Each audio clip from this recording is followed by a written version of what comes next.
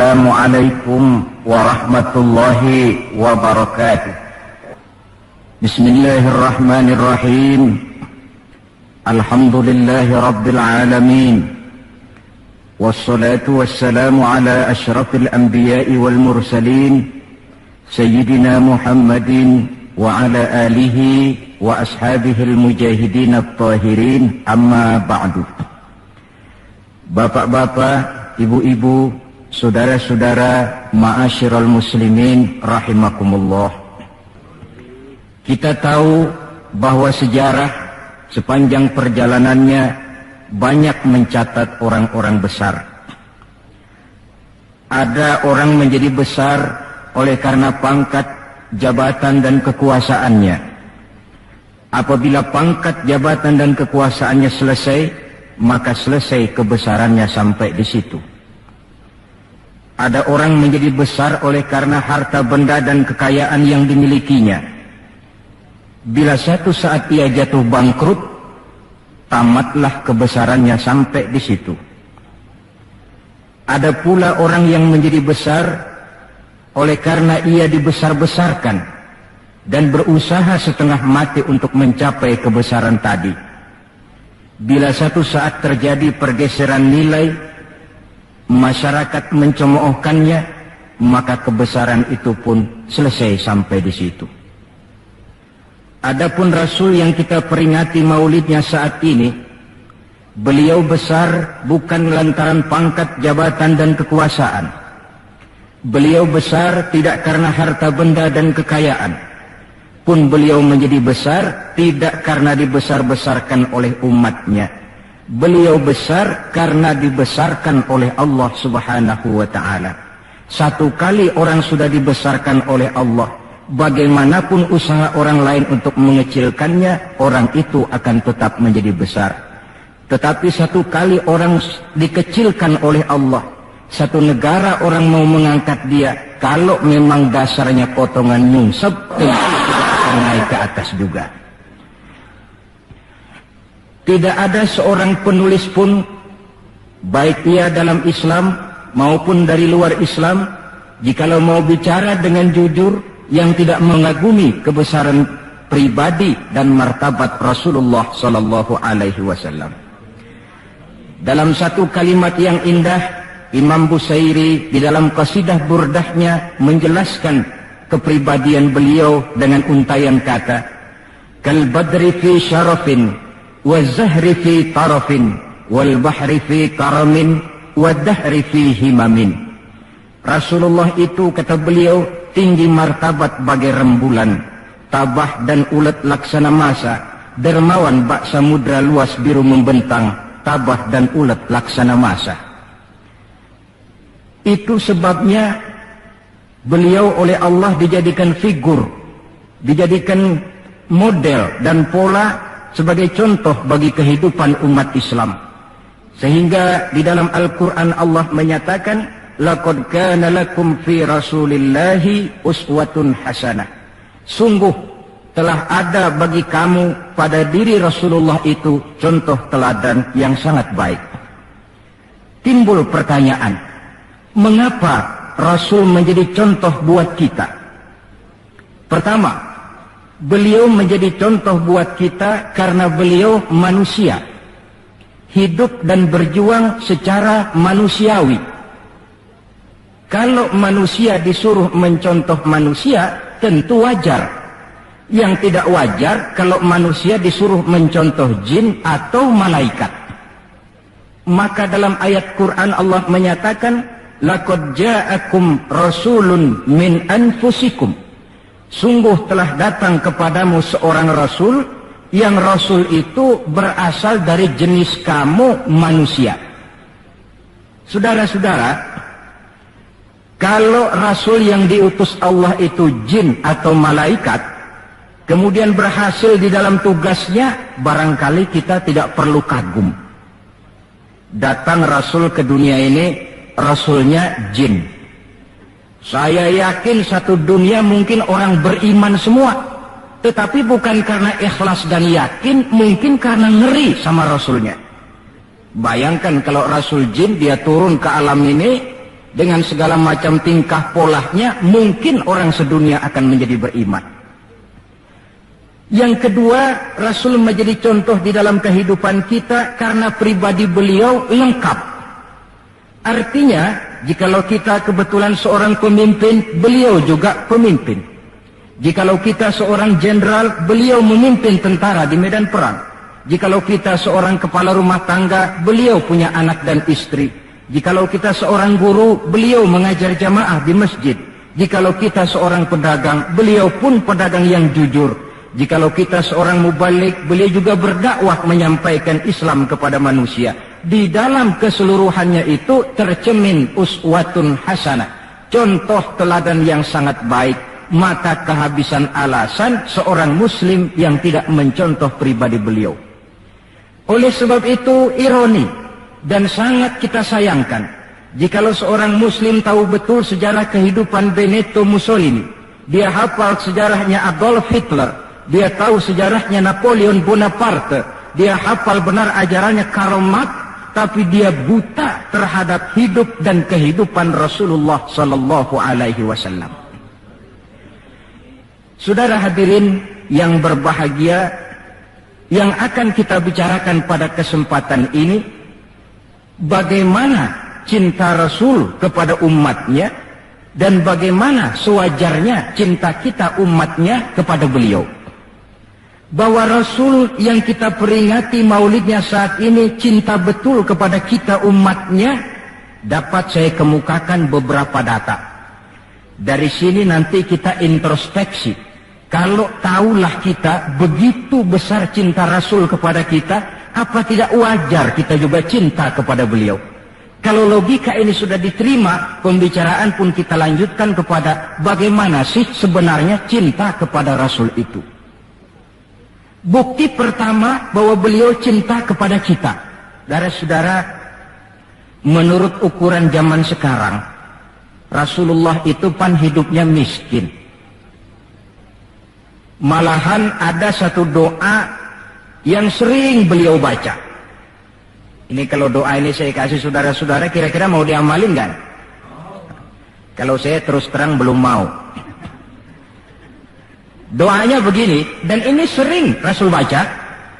Allahumma ahyini miskinan, wa tawaffani miskinan, wa hasyirni yaumal qiyamah fi zumratil masakin.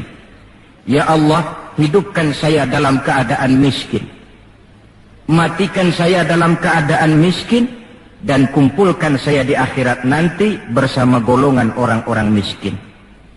Yang tadi sudah kadang bilang mau diamalin ini ya. Saya sudah bilang tadi saya belum tapi mau. Kita baca dalam sejarah beliau itu rumahnya kecil, tidurnya di atas pelepah daun korma, kadang-kadang sampai berbekas di pipinya. Sarapan paginya seteguk air zam-zam, sepotong roti, kadang 3 butir korma. Di tengah kemiskinannya Allah pernah menantang beliau dengan kata, "Wala sawfa yu'tika rabbuka fatarda." Ada nggak tuh di Quran? Ada. Surah apa? Pokoknya Quran dah ya. Walasawfa yu'tika rabbuka fatarda. Allah akan memberikan kepadamu wahai Muhammad apa saja yang menyenangkan hatimu. Apa yang kamu mau, ngomong saja, Allah berikan. Jikalau engkau Muhammad kepengen kekuasaan yang luas, kami angkat kau menjadi raja di raja, menjadi king of king, istilah kerennya. Jikalau kamu kepengen kaya Muhammad, itu Jabal Uhud sanggup menjadi bukit emas. Sehingga itu di dalam Barzanji diceritakan, warawadathul jibalu bi an takuna lahu zahaban fa'aba. Jabal Uhud menawarkan diri menjadi bukit emas, tetapi Nabi menolak. Jikalau engkau wahai Muhammad kepingin wanita cantik, bilang saja anak siapa. Ditawarkan semacam ini, beliau menjawab, idzan ya Rabb, la arda wa wahidun min ummati finnar. Kalau memang demikian ya Allah, apapun saja yang diberikan kepada saya, berikanlah saya kekuasaan yang luas, berikan saya emas sebesar Jabal Uhud, berikan saya kekayaan yang tak ternilai sekalipun, seluruhnya tidak akan sanggup menyenangkan hati saya selama saya dengar masih ada satu saja umat saya yang masuk ke dalam neraka. Ternyata di tengah kemiskinannya, tawaran harta tidak menggiurkan beliau. Tawaran kekuasaan tidak menggiurkan beliau. Yang difikirkan siang malam adalah keselamatan kita umatnya ini. Cuma kadang-kadang kita umatnya yang dipikirin ini seperti pepatah, ada itu pepatah Prancis, balung-balung langka dagingnya, ditulung-tulung langka elinge. Ya, saudara tentu tahu artinya itu, tidak usah saya terjemahkan. Bukti pertama. Bukti yang kedua, ketika turun perintah hijrah, ketika itu posisi umat Islam di Mekah sudah sangat terpepet. Sebagian sahabat sudah mengusulkan kita hijrah saja ya Rasul. Hijrah sih hijrah, tapi ini komando belum turun. Sebab kita tahu kebijaksanaan apapun yang beliau ambil tentu menunggu wahyu. Wa ma yantiqu 'anil hawa in huwa illa wahyu yuha. Nah, lantas ketika benar-benar turun itu perintah hijrah, beliau pidato di depan para sahabat, saudara-saudara, perintah hijrah sudah turun. Berangkatlah tuan-tuan lebih dulu ke Madinah. Lalu anda sendiri kapan ya Rasul? Saya belakangan. Kenapa mesti belakangan? Tuan-tuan harus tahu, yang dicari, yang dikejar-kejar, yang diancam akan dibunuh itu saya. Jikalau kita hijrah bersama-sama ke Madinah, kita akan dikejar-kejar terus. Tapi kalau tuan-tuan berangkat lebih dulu ke Madinah, sementara saya tetap berada di kota Mekah ini, tuan-tuan akan sampai ke kota Mekah dengan tenang dan selamat, sebab saya yang mereka cari masih tetap berada di kota Mekah. Keadaan begitu kritis, tapi umatnya dulu disuruh hijrah, beliau bertinggal di kota Mekah menghadang mara bahaya. Ini rupanya pemimpin lebih mementingkan keselamatan orang yang dipimpinnya daripada keselamatan dirinya sendiri. Enggak mentang-mentang turun perintah hijrah terus ngepak koper. Umatnya yang disuruh berangkat dulu. Keselamatan umatnya yang dipikirkan. Cintanya kepada umatnya. Bukti yang ketiga, saudara-saudara, bahwa Rasul cinta kepada kita. Dikala beliau akan datang ajal, hari Senin tanggal 12 Rabiul Awal seperti hari kelahirannya. Dikala itu sakit beliau sudah agak payah. Datang waktu subuh di Madinah ini, Bilal pun azan di masjid. Selesai azan, sebagian sahabat melakukan sholat sunnah qobliyah, lalu menunggu kedatangan baginda Rasul sallallahu alaihi wasallam untuk mengimami sholat subuh. Lantaran ditunggu lama tidak datang, akhirnya Bilal diutus menjemput baginda Rasul. Ketika sampai di rumah, beliau berkata, Bilal, sakitku sudah agak payah ini. Rasa-rasanya tak kuat lagi aku jadi imam. Kau kembalilah ke masjid, sampaikan ini kepada semua sahabat dan minta kesediaan Abu Bakar menjadi imam. Bilal dengan muka sedih dan air mata berurai membasahi pipi, berangkatlah ke masjid. Saudara-saudara, baginda Rasul sudah tidak kuat lagi mengimami sholat. Beliau perintah Abu Bakar untuk menjadi imam. Kata Abu Bakar, saya tidak mau jadi imam kalau baginda Rasul masih hidup. Ini termasuk akhlak, etika para sahabat. Akhirnya satu masjid nangis semua. Sholat subuh belum nangis. Sampai tangisan itu kedengaran ke rumah Nabi. Beliau berkata kepada putrinya Fatimah, coba kau lihat kenapa orang di masjid nangis. Setelah Fatimah kembali lapor, Abah, mereka sedih karena sadar bahwa saat berpisah sudah hampir datang. Kalau begitu, suruhlah Bilal kemari. Datang Bilal, dipapah Rasul berangkat juga ke masjid mengimami sholat. Sholatnya ringkas. karena beliau sakit. Dan memang beliau juga mengajarkan, idza amma ahadukumun nas falyukhaffif. Kalau kamu jadi imam, ringankan sholatmu. Kalau jadi imam jangan panjang-panjang. Sebab apa? Di belakang kamu yang jadi makmum itu orangnya tidak sama semua. Ada orang tua yang diri saja sudah payah. Ada orang yang punya penyakit darah tinggi, kalau sujud kelamaan kepalanya ngebet. Ada yang habis sholat janji mau terima duit, kakinya sudah gatal kepengen pulang. Kalau jadi imam jangan lama-lama, kata Rasul. Tetapi kalau kamu sholat sendirian, falyutawil masya'a, persilakan sepanjang yang menurut kamu mau. Jangan mentang-mentang sudah dipilih jadi imam, overacting. Jadi imam sholat isya, rakaat pertama selesai Fatihah, surah Baqarah. Rakaat kedua selesai Fatihah, surah Yasin. Namanya makmum, tidak punya alternatif, tidak punya pilihan, ikut sih ikut. Tapi kan hatinya kan ngedumel. Paling sekali ini doang dah gua sembahyang di sini. Besok nggak bakalan gua balik lagi. Kenapa? Imam nggak tahu diri. Jadi bahasa lain, kalau dalam bahasa sosial ini, imam harus ngerti aspirasi makmum. Pemimpin mesti tahu kehendak orang yang dipimpinnya. Kalau tidak, yang akan timbul pasti partisipasi semu. Yang saya khawatir, kalau makmum dipaksa mengikuti maunya imam, yang akan makin subur ialah timbulnya mental-mental munafik. Manis jika berhadapan, balik belakang lain bicara. Pandai bermain minyak di atas air, tapi pada gilirannya menggunting dalam lipatan, menjegal kawan seiring. Sopannya kayak belangkon, depan rata, belakang ngepelin. Tentu kan tidak enak timbul partisipasi yang semacam ini. Selesai sholat, baginda Rasul bangun, lalu pidato singkat di depan para sahabat. Saudara-saudara, rasa-rasanya saat berpisah sudah akan datang. Lama kita bergaul, tentu sedikit banyak terjadi kesalahan yang saya lakukan. Maka barang siapa yang pernah saya pukul tanpa saya sengaja, balaslah sekarang. Barang siapa yang hartanya pernah saya ambil tanpa alasan yang hak, silahkan dia tuntut dari saya. Mana ada pemimpin menjelang wafat ini minta dipukul oleh umatnya.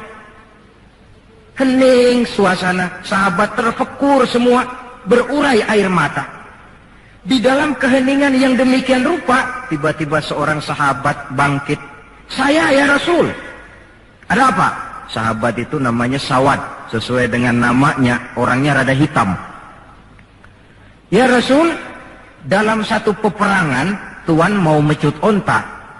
Tuan sih mungkin nggak lihat bahwa saya di belakang onta itu, saya kena pecut. Jadi bagaimana? Ya saya nuntut balas dong. Ini sahabat yang lain jengkel nih, Sawad gila juga. Orang sudah mau berpisah begini, masih nuntut balas. Baik Sawad, Umar, tolong ambilkan cambuk. Sayyidina Umar sambil nyerahin cambuk, Sawad, kalau bahasa kita, gua talangin aja dah. Gak usah Rasul, saya saja yang kau cambuk. Kata Nabi Umar, biar dia kena cambuk saya, biar dia balas saya. Silakan Sawad. Ya Rasul, apa lagi? Waktu saya kena cambuk Tuan, saya nggak pakai baju. Jadi biar seri dong. Tuan juga bukalah baju Tuan. Baik, Rasul buka bajunya. Ketika baju sudah dibuka, Sawad buang cambuk itu. Dia berlari merangkul badan Rasul seerat-eratnya. Sampai sebagian sahabat makin bingung. Ini apa maunya Sawad? Ya Rasulullah, saya tahu sebentar lagi kita akan berpisah. Saya tidak tahu apa di akhirat nanti kita bisa kumpul. Kalau saya untung masuk surga, mungkin kelas saya di surga lain dengan kelas Tuan. Itu kalau saya ke surga. Kalau saya nggak ke surga, sudah terang kita nggak akan ketemu. Maka sebelum saya berpisah dengan Tuhan, saya kepengen kulit badan saya yang hina ini bersentuhan dengan kulit badan Tuhan yang mulia. Kalau saya nggak akal-akalin begitu, Tuhan nggak bakalan buka baju katanya. Oh, rupanya itu yang dimaui Sawad. Sehingga Rasul dalam keharuannya beliau berkata, siapa yang ingin melihat contoh salah seorang penduduk sorga, lihatlah Sawad ini, karena dia cinta benar kepada saya. Setelah itu beliau kembali ke rumahnya. berkata kepada putrinya Fatimah, kalau ada tamu bilang Abah sudah tidak bisa terima tamu. Baik Abah. Sementara Allah memerintahkan malaikat maut datang, malaikat maut turun kau ke alam, ambil roh kekasihku Muhammad. Turun malaikat maut dalam bentuk manusia. Ketuk pintu, keluarlah Fatimah putri baginda Nabi. Tuan, maaf saja, ayah tidak terima tamu. Katakan, saya yang datang. Melihat roman muka orang ini, Fatimah gemetar seluruh badannya, lalu kembali kepada ayahnya, ayah, ada tamu. Saya bilang ayah tidak terima tamu. Dia malah berkata, katakan saya yang datang. Melihat roman mukanya, gemetar seluruh tubuh saya. Hebat orang ini. Siapa sih ayah? Baginda senyum. Fatimah, kau tahu siapa yang datang? Tidak tahu ayah. Yang datang itu Fat, hadimul lazat wa qati'us syahawat. Yang datang itu Fat, dialah yang menghancurkan seluruh kesenangan dunia. Dia yang memisahkan kita dengan semua yang kita cintai. Yang datang itu malaikat maut Fat. Suruh dia masuk. Ketika malaikat maut masuk, ya malaikat maut sudah datang saatnya. Ya Muhammad. Aina Jibril? Malaikat Jibril di mana? Sebentar lagi dia datang. Ketika turun malaikat Jibril, baginda Nabi bertanya, akhbirni ya Jibril, mali indallahi minal karamah. Wahai Jibril, tolong beritahu saya. Kalau sebentar saya menghadap Allah, kehormatan apa yang diberikan Allah kepada saya? Tidak usah khawatir Muhammad, kata malaikat Jibril. Inna abwabas sama qad futihat wal malaikatu saffu sufufan yantaziruna li ruhik. Pintu langit sudah dibuka. Malaikat sudah berbaris menunggu kedatangan rohmu yang suci. Alhamdulillah. Kalau itu saya ya? Iya. Kalau umat saya bagaimana Jibril? Umat saya. Umatmu? Iya. Umatmu juga jangan khawatir Muhammad. Allah sudah memberikan fasilitas, kata Allah, inni haramtul jannata ala sairil umam hatta tadkhulaha ummatuka. Surga ku haramkan buat seluruh umat kecuali kalau umatmu Muhammad sudah masuk ke dalamnya. Ini fasilitas. Jadi sungguh pun kita umat terbelakang menurut abjad, tapi disuruh diberi fasilitas masuk surga lebih dahulu ketimbang umat-umat yang lain. Alhamdulillah, kalau begitu legalah saya, kata Nabi. Mari malaikat maut persilahkan, saya ikhlas. Lalu diambillah ruh beliau perlahan-lahan, naik ruh itu ke lutut, ke pusat, ke dada, sampai ruh di tenggorokan. Fatimah dekatkan telinganya ke bibir ayahandanya yang mulia itu. Suara terakhir yang sempat direkam oleh Sayyidatuna Fatimah, bisikan terakhir menjelang wafat, 3 kalimat. As-salah, as-salah, an-nisa, ittaqun nisa, ummati, ummati. Dengan kalimat itu beliau kembali menghadap Allah. Solat, jaga solat. Wanita, lindungi kaum wanita. Umatku, umatku. Itu kalimat terakhir yang beliau ucapkan. Kita umatnya yang disebut. Manalah di dunia ini pemimpin yang sempat nyebut umatnya dikala mau ajal. Napoleon Bonaparte, singa daratan Eropa, luas kekuasaannya. Dikala mau wafat dia tidak sempat nyebut bangsanya, bangsa Prancis. Yang sering dia sebut Margaret Josephine, Margaret Josephine, gacoannya. Adolf Hitler, gagah perkasa. Dikala hari-hari akhir kejayaannya, dia tidak nyebut Jerman. Dia tidak nyebut suku bangsa Arya yang dia agul-agulkan. Yang banyak dia sebut Eva Braun, Eva Braun. Sebagaimana Julius Caesar pun menyebut Cleopatra. Adapun baginda Rasul di akhir hayatnya tidak beliau nyebut bangsa Arab. Tidak anaknya, tidak istrinya, tidak sahabat dan orang-orang yang dekat dengan beliau. Tetapi yang disebut kita umatnya. Pada detik-detik terakhir daripada kehidupan beliau. 3. Bukti yang keempat bahwa beliau cinta betul kepada kita umatnya. Nanti di akhirat. Nanti di akhirat. Setelah Allah mematikan semua yang bernama hidup. maka yang pertama kali dihidupkan kembali pada kehidupan itu para malaikat. Setelah malaikat dihidupkan kembali, maka Allah memberikan tugas kepada para malaikat, katakanlah semacam panitia akhirat. Nah, malaikat Malik, siapkan itu neraka. Aku akan bakar itu bajingan-bajingan tengik, koruptor. Mereka yang ketika di dunia tidak mau sujud, mereka yang jauh dari majelis taklim, mereka yang benci kepada ulama. Kau Ridwan, siapkan surga. Aku akan balas hamba-hambaku yang ketika di dunia mereka rajin sujud, dekat dengan ulama, menyintai majelis taklim, gemar berbuat kebajikan. Kamu, Jibril dan Mikail berangkat ke surga, ambil kendaraan yang bernama Buraq, bawa pakaian kebesaran, turun ke alam, cari di mana kubur kekasihku Muhammad, bawa dia ke surga. Turunlah malaikat Jibril dan Mikail. Ketika itu alam sudah rata. Malaikat Jibril berdoa, ya Allah, saya mohon pertolonganmu agar bumi yang menyimpan tubuh suci Muhammad terbuka hendaknya. Terbuka kubur Nabi. Beliau bangkit dari kubur mengusap-usap mata seperti orang bangun tidur. Tengok kanan malaikat Jibril, tengok kiri malaikat Mikail. Lalu beliau bertanya, ayu yaumin hadza ya Jibril? Ini hari apa ya Jibril? Kata malaikat Jibril, ya Muhammad, hadza ma wa'ada Rahman. Inilah hari yang dijanjikan Allah. Ini hari kiamat Muhammad. Kiamat. Ya Jibril, jikalau ini memang hari kiamat, aina tarakta ummati? Kalau ini memang hari kiamat Jibril, umat saya di mana? Kita yang ditanya.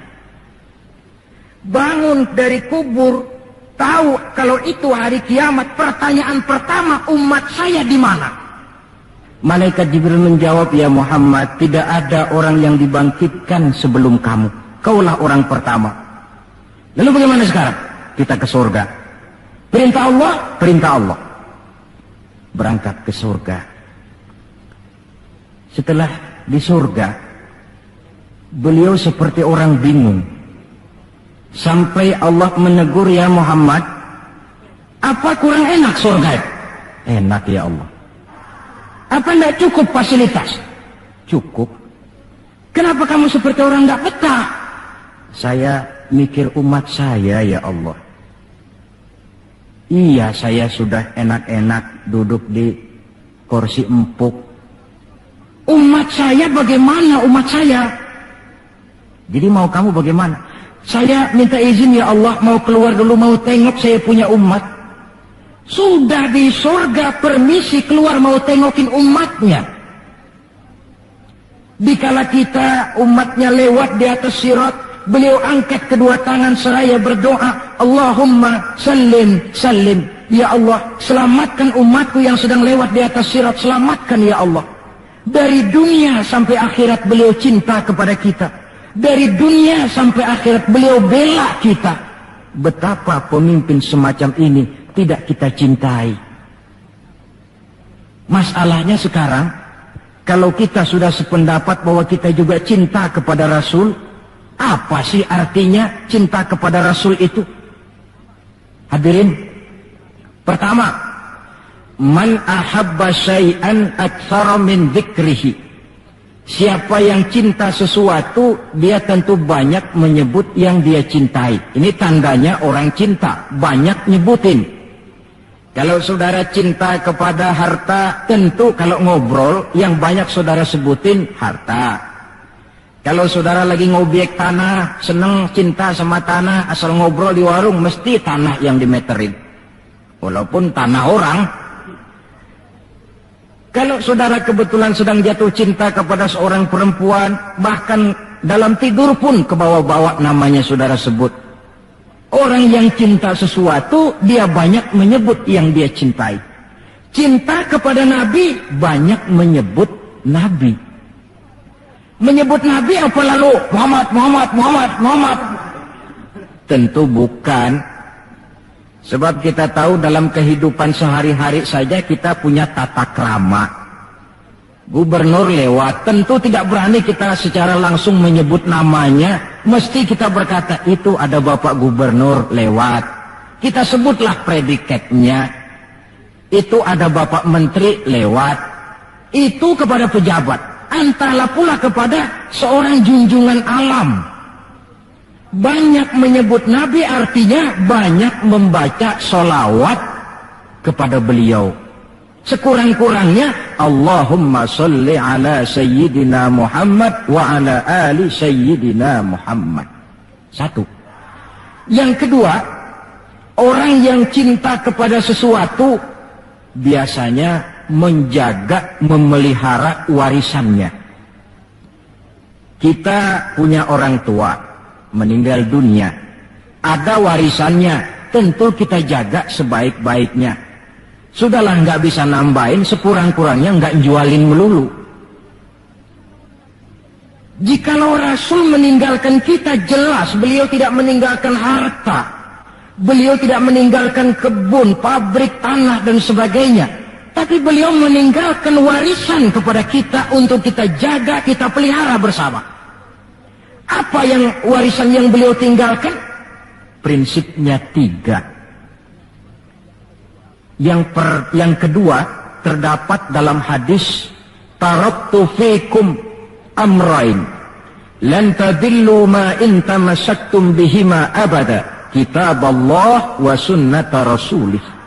Aku tinggalkan kepadamu 2 perkara yang jikalau kamu mau berpegang teguh kepada keduanya, kau tidak akan sesat untuk selamanya. Quran dan sunnah Rasul. 2. Warisan yang ketiga dalam hadis, al-ulama warasatul anbiya. Ulama adalah ahli waris Nabi. Kalau demikian, maka warisan Nabi itu 3. Quran, sunnah, ulama. Inilah warisan yang perlu kita jaga, warisan yang perlu kita pelihara, yang kita laksanakan dan terjemahkan di dalam kehidupan kita. Mari kita lihat. Warisan pertama, Quran. Kitab suci bagi kita umat Islam. Bagaimana cara kita memelihara warisan yang namanya Quran ini? Pertama, usahakanlah agar membaca Quran menjadi salah satu hobi di dalam kehidupan kita. Kata Nabi, innal ladzi laisa fi jawfihi syai'un minal Qur'an kal bait. Orang yang dari tenggorokannya tidak pernah keluar ayat Quran barang sepotong pun, belum pernah ngaji barang seayat pun, itu orang, kata Nabi, kayak rumah kosong. Rumah biar bagus, potongan Spanyol, gede, mahal, kalau kosong kan angker. Kuntilanak, tuyul, memedi, betah di situ.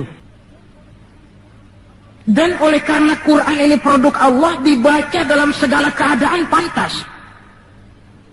Di gubuk reot di pinggir kali ada orang baca Quran, pantas. Di rumah mewah ada yang baca Quran, cocok.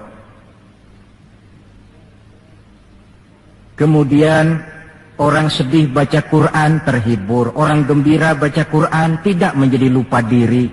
Di istana ada yang baca Quran, pantas. Di depan kubur ada yang baca Quran, pantas. Orang kawin dibacakan Quran, bagus. Orang mati dibacakan Quran juga cocok. Lantaran dia produk Allah.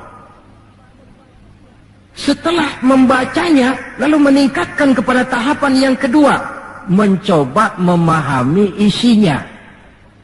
Lewat segala kesempatan yang memang mungkin, entahlah dengan jalan mengaji, tukar pikiran, diskusi, banyak membaca, tetapi tentu dengan catatan bahwa kita memahami Al-Quran ini tidak bisa mengandalkan kemampuan intelektual semata-mata.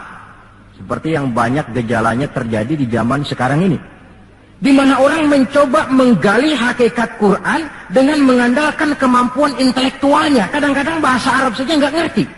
Dia gali Quran cuma sekedar lewat terjemahannya. Yang saya khawatir akan timbul kecenderungan di mana orang mikir dulu baru nyari ayat. Akhirnya ayat Quran dicocok-cocokin sama pikirannya. Bukan ada ayat dipikirin, tapi malah mikir dulu baru mencari ayat. Saudara hadirin, munculnya pesantren-pesantren kilat dalam upaya memahami Islam. Secara pribadi saya bersyukur, merasa gembira, tetapi yang saya sayangkan jikalau dengan pesantren kilat itu lalu merasa bahwa diri sudah cukup. Setelah nyantren 1 minggu pesantren kilat, keluar pesantren sudah kayak pendekar, ulama anu salah, kiai anu nggak bener, ustadz anu salah, semua ulama-ulama salah. Baru nyantren seminggu sudah semuanya salah. Lebih celaka lagi kalau nanti upaya memahami Islamnya, ini dalam bahasa sosialnya disebut frame of reference, seperti orang buta kenal gajah, yang mati-matian mempertahankan teori bahwa gajah itu tipis dan lebar seperti kipas, cuma karena kebetulan yang dia pegang baru sekedar telinga gajah. Maka upaya memahami Al-Quran tidak bisa dilepaskan kaitannya dengan bantuan orang yang ahli di bidang itu. Barangkali sudah banyak terjemahan Quran di dalam bahasa Belanda, bahasa Inggris, apalagi bahasa Indonesia, yang agak sulit sekarang mencari terjemahan Quran di dalam kehidupan kita. Saya sering ambil contoh ringan, umpamanya nih sensus versi saya. Konon kabarnya, menurut kata yang empunya cerita, penduduk Indonesia ini 90% beragama Islam, betul kan? Nah. Kalau saya numpang tanya, dari jumlah 90% ini, berapa persen yang bisa baca Quran? Kira-kira ada nggak separuhnya? Rasanya nggak ada. 30%? 20% ada ya? 20% adalah, kurang-kurang dikit sama kawan jadilah 20%. Dari jumlah 20% yang bisa baca Quran, numpang tanya lagi, berapa persen yang bisa baca dan tahu artinya? Ada 5%? Saya kira adalah 5% berikut santri-santri yang di pondok pesantren itu. Dari jumlah 5% yang bisa baca Quran dan tahu artinya, berapa persen yang bisa baca, tahu artinya, lalu mengamalkan ajaran Quran? Ini yang masih bisa dihitung dengan jari. Sehingga tidak heran bahwa umat ini mayoritas, tapi lebih sering jadi penonton daripada jadi pemain. Lebih sering jadi objek daripada menjadi subjek. Dalam bahasa Arabnya lebih sering menjadi maf'ul daripada menjadi fa'il. Sebab kuantitas yang tidak diiringi oleh kualitas, ini yang bahasa Nabi, ghusa'un ka ghusa'is sail, seperti busa di lautan. Banyak tapi centang perenang, banyak tapi tidak punya daya dan kekuatan, dihempaskan ke tepian pantai tanpa punya makna dan arti. Kadang kita baca Quran, tapi sementara di pihak lain kita juga yang menginjak-injak isinya. Kita baca ayat, wa ahallallahu al-bai'a wa harrama riba, Allah halalkan jual beli, Allah haramkan riba, tapi renten ditelan terus. Kita baca ayat, wa qasimu bihablillahi jami'an wa la tafarraqu, berpegang teguhlah kepada tali Allah, jangan kamu bercerai-berai, tetapi sesama muslim main pelotot-pelototan jalan terus. Yang kita baca kadang-kadang kita juga yang menginjak-injaknya. Ini warisan pertama, Al-Quran. Warisan yang kedua, sunnah Rasulullah Sallallahu Alaihi Wasallam. Yang diantara fungsinya menjelaskan apa yang oleh Al-Quran tidak dijelaskan dalam bentuk detail. Quran misalnya cuma mengatakan aqimis sholat, dirikan sholat. Bagaimana cara sholat? Tidak ada dalam Quran. Bahwa sholat mesti takbiratul ihram, mesti tahiyat, mesti ruku duduk di antara dua sujud, tidak ada dalam Quran. Yang menjelaskan itu semua sunnah. Quran cuma menjelaskan wa atimul hajja wal umrata lillah, laksanakan haji dan umrah karena Allah. Bagaimana manasik haji, bagaimana jumrah, bagaimana tawaf, bagaimana sa'i, tidak ada dalam Quran. Sunnah menjelaskan semua itu. Nah, untuk memahami Quran dan sunnah, jalan apa yang kita tempuh? Jalan melalui warisan yang ketiga, yaitu para ulama. Diakui atau tidak, kita hutang jasa kepada para ulama. Yang dengan tekun, Dari musola ke musola, dari pesantren ke pesantren, dari pengajian ke pengajian, membimbing, menjaga dan memelihara umat ini. Mereka tidak digaji, mereka pun tidak mendapat beras, hidup pun kadang-kadang miskin. Tapi lantaran panggilan moral menjaga, memelihara, membentengi akidah umat ini. Bersyukur kita bangsa Indonesia punya ulama dan punya umara. Kedua-duanya penting, kedua-duanya berjasa, kedua-duanya membangun. Tidak ada yang satu lebih penting dari yang lain. Cuma bidang pembangunannya saja yang lain-lain. Orang kadang-kadang usil, Pan. Apaan ulama katanya, kerjanya ngomong doang. Sekarang kan zaman pembangunan, perlu karya nyata. Mana ada kiai bangun jembatan? Ini saya pikir orang bicara begini ini nggak ngerti masalah.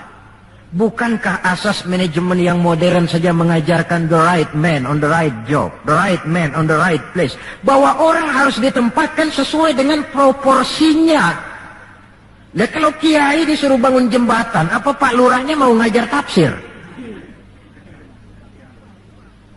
Setiap kita membangun, cuma bidang pembangunan kita yang berbeda-beda.